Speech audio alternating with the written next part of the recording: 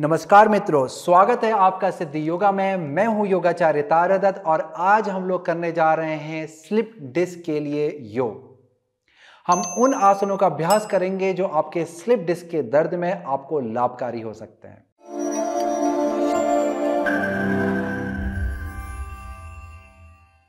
तो हमारा पहला अभ्यास है भुजंगासन का। भुजंगासन के लिए आपको पेट के बल लेट जाना है। अब यहां पर हाथों और पैरों की स्थिति को अच्छे से समझ लीजिए। भुजंगासन को हम लोग जब भी करते हैं, पैर आपके कूल्हे के समानांतर पे खुले रहते हैं। जो आसान अवस्था होती है किसी भी प्रारंभिक अभ्यासी के लिए, उनके पैर कूल्हे के समानांतर पे खुले रहते हैं। जब हम लोग इस अभ्यास को थोड़े बड़े स्तर पे करते हैं, यानी कि आप अभ्यासी हैं और अभ्यास को पहले से समझते हैं, जानते हैं, तब हमारे पांव मिले रहते हैं। तो आप में से कुछ लोगों ने कुछ पुस्तक में पैर मिले होने वाली विधि देखी होगी। ध्यान देंगे, यदि आप अपने कमर के दर्द के लिए आप भुजंगासन करने जा रहे हैं तो आपको पैरों को कूल्हे के समानांतर पे खोलना जरूरी है। आप यहां पर अच्छे से पंजों में खिंचाव दे दें। एक एक पांव को अच्छे से उठा करके आप खिंचाव दे सकते हैं। इस तरह से उठाएं और जंघा को पीछे की तरफ खींचें और नीचे लेके जाएं। आपका माथा जमीन पे लगा रहेगा।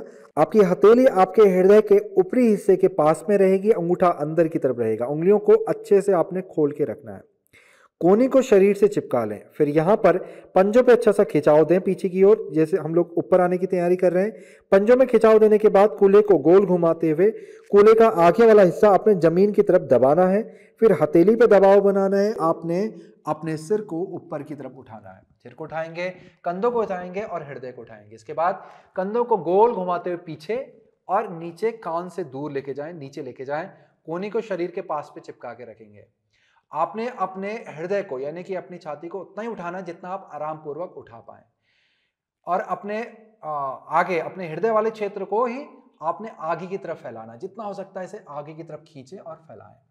आपकी अवस्था यहां पर भी रह सकती है, यहां पर भी आप आकर के रोक सकते हैं। बहुत ज्यादा ऊपर आपको नहीं जाना है। आप चाहें यहां तक आकर के, यानी कि अपने हृदय का सिर्फ ऊपरी वाला हिस्सा उठा करके ही आप इस अभ्यास को पूरा कर सकते हैं। यदि आपके पीठ में थोड़ा सा लचीलापन है तो आप थोड़ा थोड़ा और ऊपर भी जा सकते हैं।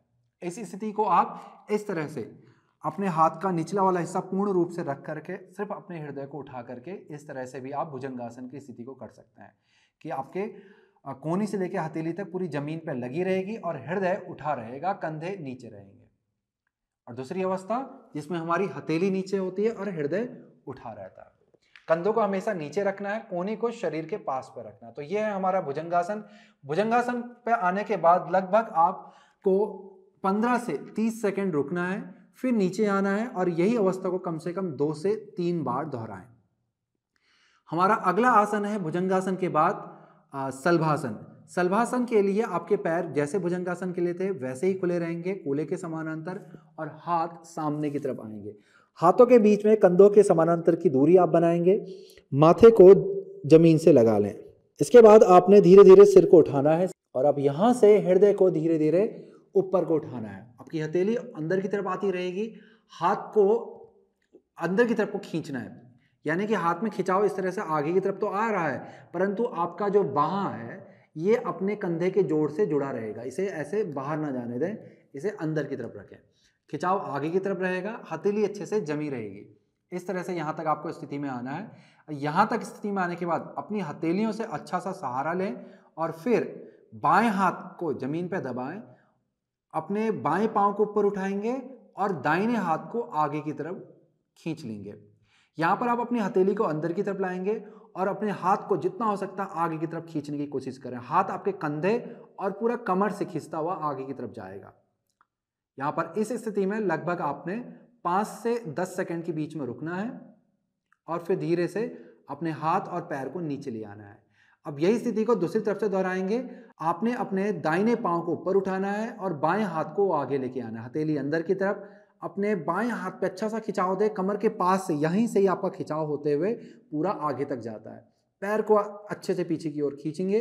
यहां भी आप इस तरह से 5 से 10 सेकंड के बीच में रुकेंगे और फिर धीरे धीरे अपने हाथ और पैर को नीचे ले आएंगे। यही प्रक्रिया को आपने कम से कम 2 से 5 बार के बीच में दोहराना है। तो इस तरह से आप सलभासन का ये अभ्यास करेंगे। सलभासन के कई सारे प्रकार होते हैं, उनमें ये एक प्रकार है। दूसरा प्रकार भी आप कर सकते हैं जिसमें आपका अपना माथा जमीन की ओर लेके जाएंगे इस तरह से, और अपने हाथों को अपने शरीर के बगल पे लेके जाएंगे। फिर धीरे धीरे हथेली को जंघा के अंदर पे लेके जाएं और फिर यहां से थोड़ी को जमीन पे लगा लेंगे। अब यहां पर से आपने अपने दाएं पांव को धीरे धीरे ऊपर को उठाना है और बाएं पांव को मोड़ करके दाहिनी जंघा के अंदर पे इस तरह से सहारा देना है। दाएं पांव को अच्छे से खींच के रखें पीछे की तरफ, सहारे को बनाए रखें। यहां तक आप अपनी स्थिति बना करके रुक सकते हैं। यदि हो सके तो स्थिति को यहां पर रोक करके जिससे आपने सहारा दिया उस पैर को आप नीचे लेके आ जाए। तो बाएं पांव को नीचे ले आए और दाएं पांव पे खिंचाव दें पीछे की ओर। तो इस तरह से भी आप शलभासन को कर सकते हैं। दोनों में से कोई भी एक विधि को आप अपना करके आप अपना अभ्यास कर सकते हैं जिससे आप इस अभ्यास का लाभ प्राप्त कर सकते हैं। चलिए यही प्रक्रिया को हम दूसरे पांव से भी देख लेते हैं। बाएं पांव को श्वास को भरते हुए उठाना है, फिर दाएं पांव को मोड़ करके इसके पंजे को जंघा के नीचे से रख लेना है। इस तरह से आप सहारा देंगे और जब आप सहारा दे रहे हैं ध्यान रखें कि हिप को ऐसे कूल्हे को आपने टेढ़ा नहीं करना, पांव को तिरछा नहीं जाने देना है, पांव को सीधा रखना है इस तरह से। और ये वाला जो हिस्सा है आपका ये नीचे की तरफ को आएगा, इस तरफ को घूमेगा, नीचे की तरफ को आएगा, ये तिरछा नहीं होगा, ऊपर को नहीं उठेगा, ये नीचे की तरफ आएगा। तो इस तरह से आपको स्थिति को बनाए रखना है, पैर पे अच्छा सा खिंचाव बनाएंगे। फिर यहां पर अगर सही लगे आपको और आप चाहते हैं कि थोड़ा सा और अपने मांसपेशियों में सक्रियता बनाए, मजबूती बनाए, तो धीरे धीरे सहारे को नीचे लेके आ सकते हैं और इस तरह से स्थिति को बनाए रख सकते हैं। तो बाएं पांव को खाली उठा करके यहां पर भी आप रुक सकते हैं। तो इस अभ्यास को भी, ये वाला जो अभ्यास है, प्रकार जो है हमारा शलभासन का, इसे भी आप 5 से 10 सेकंड के बीच में रोक करके कर सकते हो। तो एक पांव से करेंगे 5 से 10 सेकंड रुकेंगे, फिर दूसरे पांव से करेंगे और यही प्रक्रिया को आप 2 से 3 बार तक दोहरा सकते हैं। तो हमने 2 प्रकार, शलभासन के 2 प्रकार जाने। शलभासन उन आसनों की श्रेणी में आता है जो कमर दर्द से जुड़े हुए कैसे भी किसी भी तरह का कमर दर्द हो, चाहे वो आपके मध्य का हो या निचले हिस्से का, खासकर निचले हिस्से के कमर के दर्द के साथ जुड़े हुए जो भी समस्याएं होती हैं उनमें ये बहुत ही ज़्यादा लाभकारी होता है। 2 प्रकार मैंने आपको दिखला दिए, एक हाथ आगे करके, एक हाथ पीछे करके, पैर का सहारा। दोनों में से कोई भी आप एक अभ्यास को चुन सकते हैं, अपने शरीर के अनुसार कोई भी आप अभ्यास करके इसका लाभ प्राप्त कर सकते हैं। भुजंगासन आपके पीठ की मांसपेशियों में, मेरुदंड में लचीलेपन को बढ़ाता है, जिससे आपकी हिली हुई जो डिस्क है, जो आपके रीढ़ की हड्डियों के बीच से जो इधर उधर हो गई है, तो उनमें जगह बना देगा, जिसके कारण से जिसके अभ्यास से आपकी जो डिस्क है वो खिसक करके अपने बीच में आने में सहायक होगी। तो अपनी जो उसकी वास्तविक जगह है उसमें आने में सहायक होगी। शलभासन मांसपेशियों में मजबूती लेके आता है, क्योंकि ज़्यादातर डिस्क खिसकना तब होता है जब मांसपेशियां कमज़ोर होती है, खासकर पीठ की मांसपेशियों में कमजोरी होती है। तो शलभासन मांसपेशियों को मजबूत करता है और उसी मजबूती की वजह से जब मांसपेशियां मजबूत होती हैं तो वो जो आपके रीढ़ की हड्डी का जो रखरखाव है उसे वो सुधारती है, जिससे आपको स्लिप डिस्क की समस्या में आपको लाभ मिलने लगता है। इन दोनों ही आसनों से जुड़ा हुआ आसन है हमारा अगला आसन, सर्पासन। सर्पासन की स्थिति में आपके पैर कूल्हे के समानांतर पे ही खुले रहेंगे। अच्छे से पैरों को खींचना, जैसे आपने भुजंगासन की तैयारी सीखी थी वैसे ही। यहाँ भी कूल्हे को गोल घुमाते हुए जमीन पे लगाए रखेंगे, हथेली आपकी नीचे सामने की तरफ रहेगी। अब यहाँ पर उंगलियों को अच्छे से चिपका लेना है, माथे को जमीन पे लगाएंगे। अब यहाँ से श्वास को भरते हुए पैरों को दबाएं, जंघा को दबाएं और कूल्हे वाले हिस्से को दबाएं। हृदय के ऊपरी हिस्से को ऊपर उठाएंगे और सामने को देखेंगे। इस तरह से स्थिति को बनाए रखेंगे। श्वास और प्रश्वास आपका धीरे धीरे चलता रहेगा। किसी भी अभ्यास को आप कर रहे हैं, जब की स्थिति में रुक रहे हैं तो श्वास को रोकना नहीं है, श्वास आपने लेती रहनी है, तभी आपको अभ्यास का सही और पूर्ण लाभ प्राप्त होगा। तो ये हमारा सर्पासन। सर्पासन की अवस्था को आप लगभग 5 से 10 सेकंड तक रोक सकते हैं और उसके बाद आपने उसी प्रक्रिया को आपने 2 से 3 बार तक दोहराना है। तो ये था हमारा सर्पासन। इसके बाद हम लोग करने जा रहे हैं हमारा अगला आसन, जो है बहुत ही अच्छा आसन है, मकरासन। बहुत आसानदायक, आरामदायक स्थिति होती है। इस तरह से पैरों को आपने बाहर को पलटा देना होता है, एक एक करके। पंजे आपके बाहर की तरफ हैं, पैरों के बीच में अच्छी खासी दूरी आपको रखनी होती है, लगभग 2 से 2.5 फीट की दूरी आपके पैरों के बीच में होती है। अब हाथों की जो स्थिति है, शुरुआत में इस तरह से आपको हाथों को रखना है, कोहनी से लेकर हथेली तक का जो हिस्सा है वो जमीन पे लगा रहेगा। फिर यहाँ से आपने अपनी हथेली को ऊपर उठाना है और अपनी तोड़ी के नीचे पे इस तरह से रख देना। अपने चेहरे को आराम पूर्वक अपने हाथों पे रख लेना है। कोहनी के बीच में काफ़ी दूरी बनानी, कोहनी चिपकानी नहीं है आपने। और अपने हृदय को नीचे को जाने देना है, यानी कि ये वाला जो हिस्सा है आपका ऊपरी अपर चेस्ट वाला जो हिस्सा है, इसे नीचे को जाने देना है आपने इस तरह से। तो यहाँ तक आपको अवस्था को बनाए रखना है, श्वास प्रश्वास चलता रहेगा। यदि आपको हल्का फुल्का दबाव अपने कमर के निचले वाले हिस्से में लग रहा है तो आपने अपने कूल्हे को गोल घुमाना है, नीचे की तरफ को गोल घुमाएंगे और आपके जो आगे वाली जो हड्डी होती है कूल्हे की, जिसे प्यूबिक बोन भी कहते हैं, तो उस पर दबाव बनाएंगे। इस तरह से करेंगे तो आपको काफ़ी राहत पीठ दर्द में मिलेगी। ये एक बहुत ही आरामदायक आसान स्थिति होती है। पीठ में ये लचीलापन और मजबूती दोनों ही लेकर के आती है। श्वास और प्रश्वास आराम पूर्वक चलता है। तो कुछ क्षण यहाँ पर आप रुक सकते हैं। इस अवस्था को आप लगभग 30 सेकंड से लेकर के 2 मिनट तक आप रोक करके इस अभ्यास का आनंद ले सकते हैं और इसका लाभ प्राप्त कर सकते हैं। चलिए, यहाँ से हमारा अगला अभ्यास है पीठ के बल लेट करके करने का। पीठ के बल आराम पूर्वक आपने लेट जाना है। इसके बाद आपने अपने दाएं पांव को मोड़ना है। इस तरह से दाएं पांव को मोड़ेंगे और दाएं पांव को मोड़ने के बाद ये वाली जो हड्डी है, यहाँ पर अपनी उंगली को बांध करके इस तरह से आपने इस हड्डी को पकड़ लेना है और अपनी दाएं जंघा को अपने हृदय के पास पे खींचना है। जितना खींच सकते हैं इसे खींच लें और फिर यहाँ से धीरे धीरे आपने सिर को ऊपर उठाना है, घुटने के पास पे लाना है। तो इस तरह से हम लोग सिर को नीचे ले जाएंगे, श्वास को भरते हुए, श्वास को छोड़ते, फिर से हम सिर को उठाएंगे और घुटने के पास ले आएंगे। तो यह है हमारा जो अभ्यास है वो दाएं पांव और सिर के बीच का। अब बाएं पांव की स्थिति को भी समझ लें। तो जब आप इस अभ्यास को कर रहे होंगे तो आपका जो बायां पांव है वो इस तरह से सामने की तरफ खिंचता हुआ चला जाएगा। 2 स्थितियां यहाँ पर बाएं पांव की बनती है, एक जमीन से लगी हुई और दूसरा बायां पांव जमीन से उठा हुआ। जमीन से इसको आप ऊपर उठा लेंगे और पेट को अंदर की तरफ दबाएंगे ताकि पीठ का जो निचला वाला हिस्सा है आपका, ये हिस्सा नीचे जमीन से पूर्ण रूप से लगा रहेगा। पैर को आपने ज़्यादा नीचे नहीं रखना, थोड़ा ऊपर उठा के रखना है ताकि आपको पीठ को नीचे लगाने में आसानी हो और पेट की मांसपेशियां भी अच्छे से सक्रिय हो जाए। चलिए, अभ्यास को हम लोग अच्छे से और पूर्ण रूप से शुरुआत से करते हैं। फिर से हम लोग अपने दाएं पांव को यहाँ पर उंगली को बांधते हुए दाएं पांव को पकड़ लेंगे, श्वास को भरेंगे, श्वास को छोड़ते हुए धीरे धीरे सिर को उठाएंगे, घुटने को भी खींचेंगे सिर की तरफ और यहाँ से बाएं पांव को सीधा करेंगे और जमीन से ऊपर उठा देंगे। आप चाहें तो यहाँ पर उठा करके रह सकते हैं। अगर आपको पाँव को उठाने में और ऊपर रखने में दिक्कत है तो पाँव को आप जमीन से नीचे लगा लें और पंजे को अच्छे से खींचें। तो दोनों ही अवस्था उपयोगी होती है, सही होती है। दोनों में से कोई भी अवस्था कर सकते हैं। हालांकि पैर को उठाना ज़्यादा सही रहता है, ज़्यादा लाभदायक भी रहता है। तो स्थिति को उठाकर रखने का प्रयास करेंगे। फिर से श्वास को भरते हुए सिर को नीचे ले जाएंगे, श्वास को छोड़ते हुए सिर को ऊपर लाएंगे, श्वास को भरते हुए सिर को नीचे, पाँव को अच्छे से खींच के रखें, तभी आपको इसका लाभ मिलेगा। दोनों ही पैरों को अच्छे से खींचें और दाएं पाँव को तो अपने हृदय की तरफ अच्छे से खींच करके रखें, तान करके। श्वास को छोड़ते हुए सिर को पास लेके आएंगे। इस तरह से इस अभ्यास को 4 से 6 बार आपने करना है।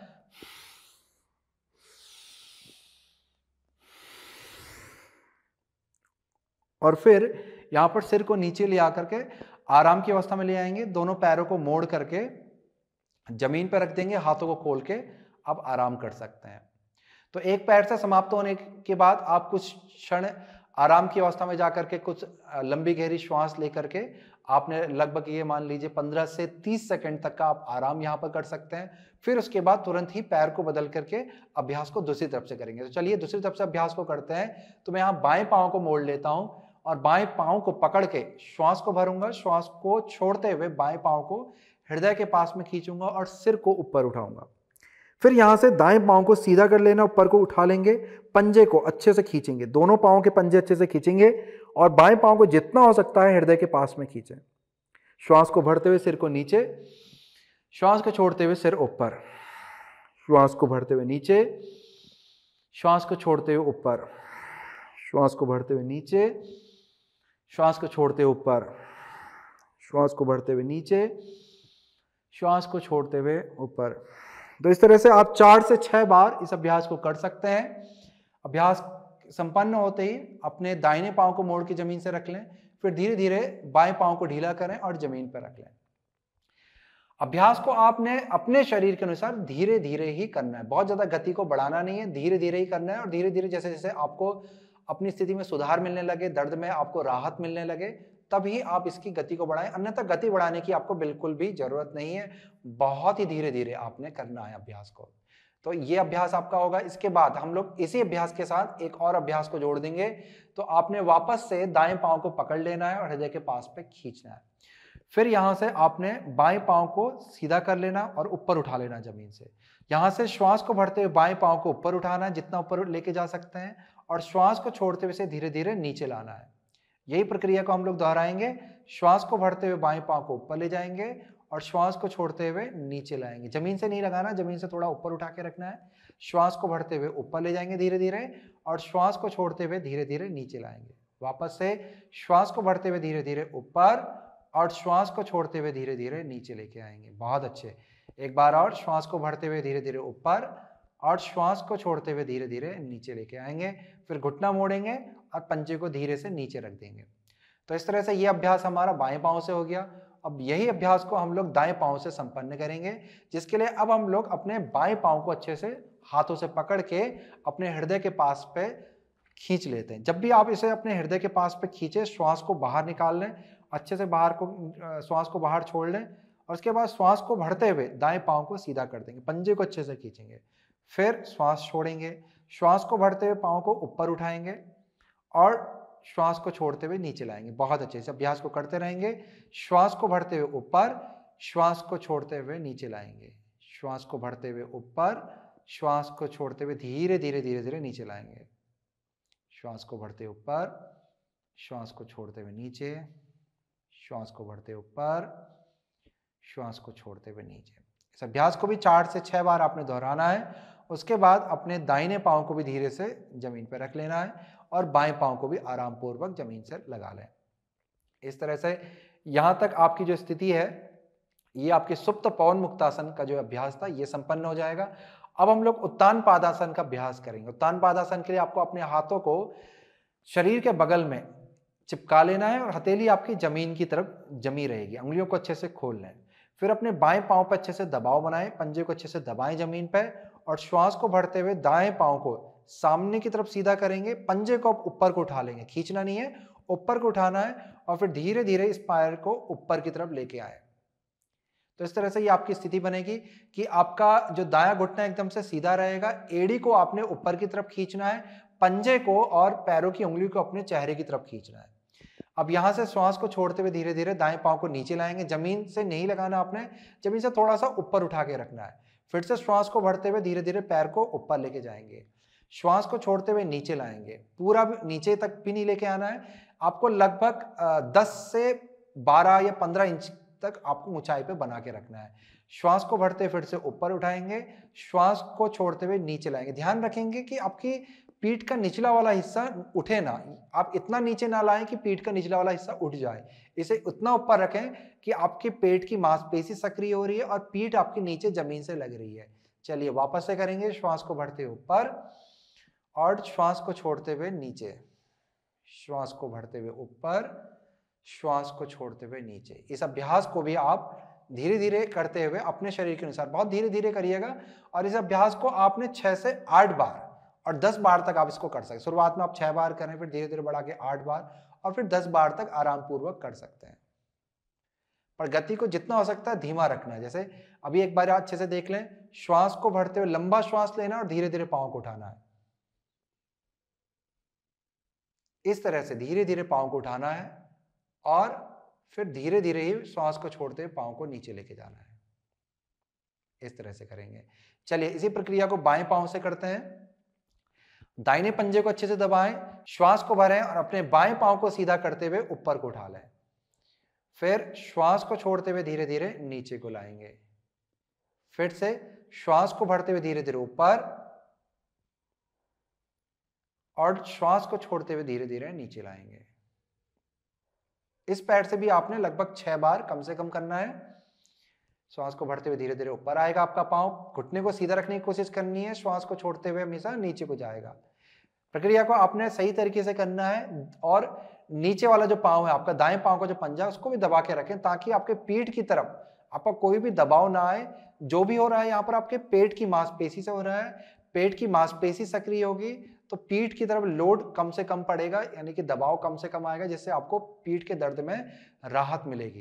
तो इस तरह से आपको पेट की मांसपेशी को सक्रिय करना है, और खासकर ये जो अभ्यास है ये आपके मेरुदंड को आगे की तरफ से अंदर को दबाता है, जिससे खिसकी हुई जो आपकी डिस्क है वो अपनी जगह में आने लगती है धीरे धीरे करके। तो इस तरह से इस अभ्यास को भी आपने कम से कम 6 बार दोहराना है। जैसे 8 कर सकते हैं, धीरे धीरे बढ़ा के से भी 10 बार तक कर सकते हैं। अब यहाँ पर अगले अभ्यास के लिए आपने घुटनों को मोड़ते हुए ऊपर उठाना है और पंजों को सीधा कर देना है। फिर यहाँ पर उंगली को बांधना है और हथेली को अपने सिर के नीचे पर रखना है। सिर को अच्छा सा सहारा अपने हथेली से देंगे, कोहनी को ऊपर उठा ले, लंबा श्वास भरेंगे, लंबा श्वास छोड़ते हुए धीरे धीरे सिर को ऊपर उठाना है हाथों के सहारे पे, और कोहनी को अपने घुटनों के पास लेके जाना, जितना लेके जा सकते हैं। जरूरी नहीं आपने चिपकाना है, बस ऊपर को आपने उठे रहना है। इस तरह से अपनी नाभि की तरफ आप देखेंगे और धीमा धीमा श्वास यहाँ पर लेते रहेंगे। स्थिति को यहाँ पर आपने कम से कम 15 से 30 सेकेंड तक रोकना है। धीमा धीमा आपका श्वास और प्रश्वास चलता रहेगा। तो इस तरह से ये आपका ये जो पूरी श्रृंखला है हमारी साइटिका के दर्द के लिए, ये इसका आखिरी आसन है, आखिरी अभ्यास है। इस तरह से स्थिति को आप बनाएंगे और फिर अंत में आपने धीरे से सिर को नीचे ले आना है, पंजों को भी नीचे ले आना है। फिर आप आराम पूर्वक पलट करके उठ करके अपने कार्य में कार्यरत हो जाएंगे। तो इस तरह से ये कुछ आसनों का समूह है जो आपको सहायता कर सकता है साइटिका के दर्द के लिए।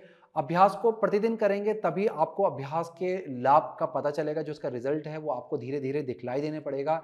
एक बार करने में हो सकता है आपको अच्छा अनुभव लगे, हो सकता है कि आपको बिल्कुल भी कुछ भी अनुभव ना लगे। तो इसलिए इसको कम से कम 7 दिन तो लगातार करके देखिए। यदि आपको अच्छा लग रहा है, आपको लगता है कि लाभ मिल रहा है, तो फिर इसे लंबे समय तक करके इस दर्द से पूर्ण रूप से मुक्ति आप पा सकते हैं। चलिए, इन्हीं सभी शब्दों के साथ करता हूं मैं इस वीडियो की समाप्ति। नमस्कार।